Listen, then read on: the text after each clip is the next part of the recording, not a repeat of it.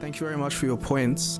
Something that I was thinking about actually as everyone was speaking was something that Frantz Fanon and CLR James actually mentioned, that of what violence does to the individual who's fighting for their freedom. So we can look at violence towards the oppressors and also to the South. So I'm going to think about the Ibo landing where the slaves reached the US.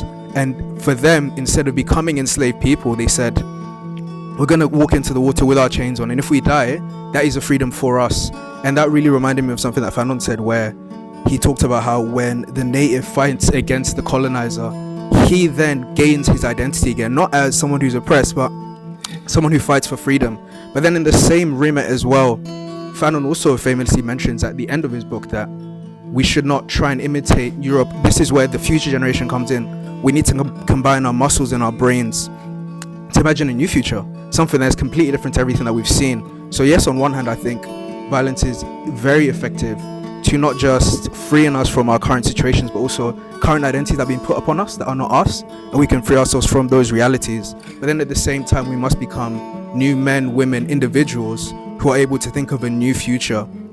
And I think when we see the failure of this, Fanon again talks about this in Wretched of the Earth, the pitfalls of national consciousness, where you see in a lot of African countries, you have native bourgeoisie, as he calls them, where they just become the next colonizers because they haven't transformed as human beings. They've just stayed in that state of mind. And I think that's really, I'm just curious what you guys think about that as well.